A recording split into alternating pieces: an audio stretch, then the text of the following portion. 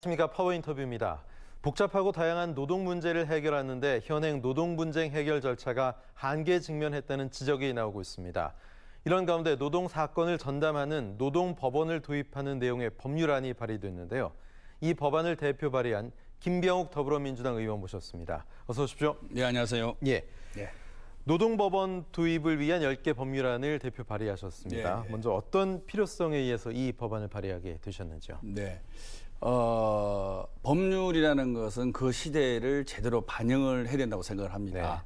옛날에는 저희가 노동 관계, 노사 관계가 사용자, 노동자, 그리고 정년까지 보장받고 월급 차이도 같은 일을 하면 비슷하게 주어지고 이런 단순한 노동, 노사 관계였는데 MC께서도 아시다시피 지금은 정규직, 비정규직, 그리고 비정규직 내에서도 아르바이트, 그다음에 기간제, 그리고 또 하청, 또 재하청, 그다음에 포괄임금제, 탄력근로제 등등 해서 근로의 형태가 너무나 다양화, 세분화, 복잡화되고 있는 게 우리 현실이거든요.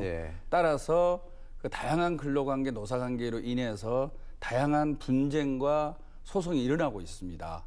그리고 그 소송과 분쟁에 대해서 결과나 판결에 대해서도 불만이 높아지고 있고요.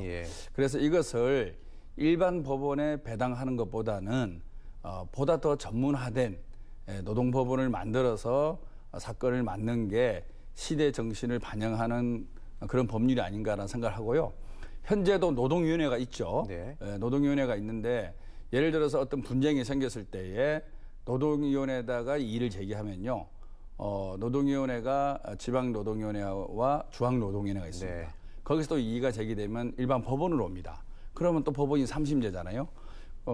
그리고 민사까지 돈을 배상해달라는 민사까지 엮이면은 무려 7심제를 거쳐서 최종 결론이 나오게 되는 거죠. 그래서 그렇게 된다 그러면 특히 경제적으로 위치가 어려운 노동자 입장에서는 그 기간과 소송 비용을 엄두를 못 내기 때문에 본인 스스로 포기하게 되는, 그래서 인간의 존엄성을 찾지 못하는 그런 결론에 이르게 될 수밖에 없는 거거든요. 그래서 지금 노동위원회 위주로 되어 있는 현 위원회, 노동위원회와 법원으로 되어 있는 제도를 법원으로 일원화시켜서 노사관계를 보다 더 전문가에게 맡기고 결론도 좀 신속하게 결론을 내주는 것이 현 시대를 살고 있는 노동자들을 위한 저희가 해야 될 일이 아니냐, 그런 생각에서 노동법원 관련된 법을 제안하게 됐습니다. 이게 우리한테는 생소해도 선진국에는 이미 보편화돼 있다고요? 유럽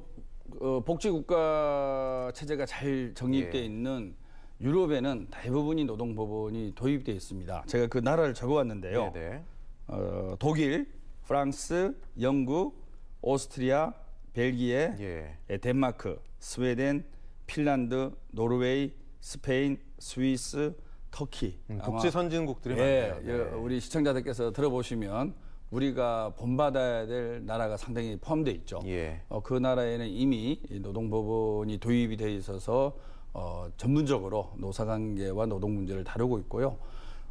우리나라에도 행정법원이 있는 거 아시잖아요. 또 가정법원이 있습니다. 그리고 특허법원이 있습니다. 그래서 보다 더 전문적인 법관들에게 사건을 맡길 필요가 있을 때는 이런 가정법원, 행정법원, 특허법원이 있듯이 이 복잡하고 다양화된 노동 문제를 다루기 위해서도 지금 우리 이 시기에 노동법원이 설립이 되는 것이 맞다, 그런 생각에서 이 법안을 대표 발의하게 된 것이죠. 지금 뭐 전문성 말씀하셨습니다만 비전문성도 문제고 과거에는 아무래도 좀 사용자 편향적인 그런 법관의 태도, 이런 것들도 좀 문제 아니었습니까? 아무래도 저희가 이제 노동 문제 그러면 공안 문제로 다루는 게 우리 과거의 흐름이었죠. 그래서 공안 검사가 노동 문제를 다루는, 다시 말해서 대북 문제, 간첩 문제를 다루는 검사가 노동 문제를 다뤘습니다. 그 정도로 경직되고 딱딱한 속에서 노동 문제를 바라봐 왔는데요. 이제는 다양화된 고용 관계 속에서 노동 문제가 전 국민들이 자기 문제로 생각을 하고 있기 때문에 이런 공안적 시각에서 노동 문제와 노사 관계를 바라볼 수는 없다고 보고요. 노와 사 어디도 치우침이 없이 객관적이고 공정하게 심판할 수 있는 전문가에게 맡겨야 되는 거죠. 우리가 과거에 보면은 현대자동차 비정규직 노조인 최병성 씨가 약 7년에 걸쳐서 승소를 한 그런 경우가 있고요. 네. 그다음에 KTX 여승무원 같은 경우는 5년간의 이분도 7년이네요. 7년간에 걸쳐서 싸워왔지만 결국에는 해고가 된 경우도 있고요. 쌍용자동차 사건 다 아시잖아요. 쌍용자동차 사건도 대법원까지 5년이 걸렸습니다. 물론 패소를 했고 그 네. 과정에 무려 25명이 목숨을 스스로 끊는 예. 그런 일이 벌어졌듯이 사건이 너무나 길고 그리고 결론도 노동자에게는 결코 우호적이지 않는 그런 결론이 많이 난 게 사실이죠. 네. 이번 법안은 그럼 어떤 내용들이 좀 구체적으로 담겼습니까? 예, 이번 법안은 총 10개 법안인데요.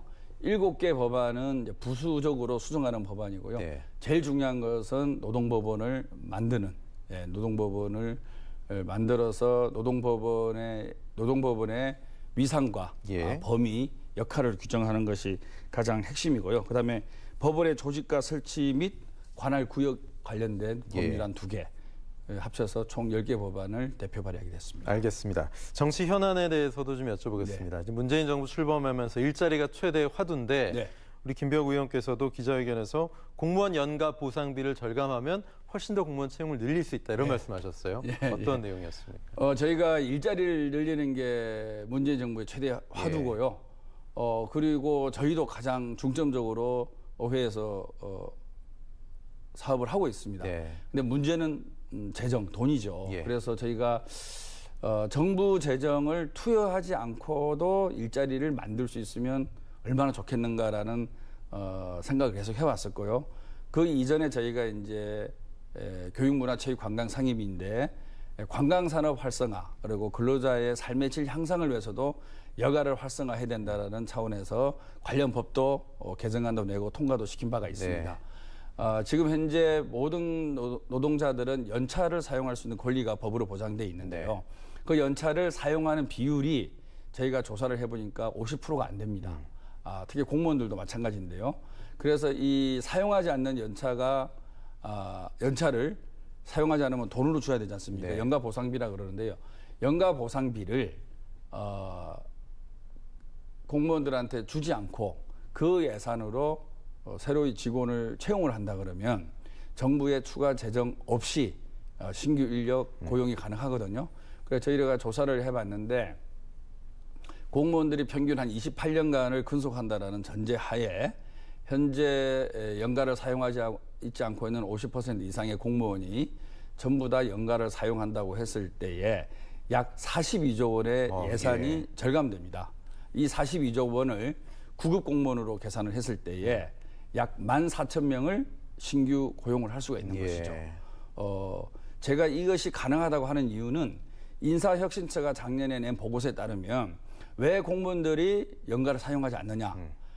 돈 때문에 사용하지 않는다는 분은 8%에 불과했어요. 아하, 예. 그러니까 돈을 더 받기 위해서 예. 내가 휴가를 안 쓴다 이런 차원이 아니라 상사의 눈치를 그러니까 회사 분위기죠. 네. 그리고 과중한 업무. 그래서 업무량이 많고 회사 내 분위기 때문에 연가를 사용하지 않는다 그러면 얼마든지 정부의 장관이나 차관 등 수장들이 결심만 하게 된다 그러면 얼마든지 공무원들이 연가 사용을 할 수가 있고 그 연가 보상비를 지출하지 않음으로써 생기는 예산으로 신규 인력을 고용할 수 있다. 그게 저희가 주장하는 바입니다. 말씀 잘 들었고요. 또 좋은 법안 꼭 통과됐으면 좋겠네요. 더불어민주당 김병욱 의원이었습니다. 고맙습니다. 열심히 하겠습니다. 네.